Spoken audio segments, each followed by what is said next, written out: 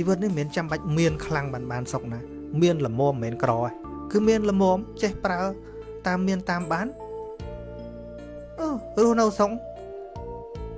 ណែមកដល់ចំណុចនេះគាត់ថាណែលុយទិញអត់បានទេអាយល់តែហ្នឹងលុយទិញអត់បានទេព្រោះមុននឹងគាត់យល់តែហ្នឹងគាត់ថាគាត់មាន10លានពីលើហ្នឹងក៏គាត់អត់សុខដែរអញ្ចឹងមានន័យថាអាចំណុចយល់កលឹះបន្តិចហ្នឹងយល់កលឹះបន្តិចដែលថាសណ្ដោសហ្នឹង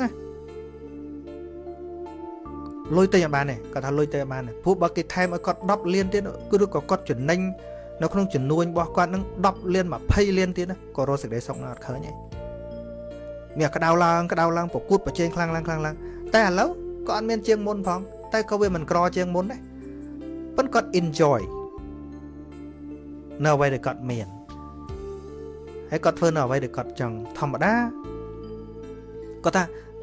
មេរៀននេះគ្មានកន្លែងដាក់លក់ទេហ្នឹងហើយគ្មានវគ្គបំពន់ណាទេហើយមិនអាចកាត់ថ្លៃបានគាត់ថាអញ្ចឹងមិនអាចកាត់ថ្លៃបានទេពីព្រោះជាមេរៀនចេះធ្វើឲ្យមនុស្សឆ្អែត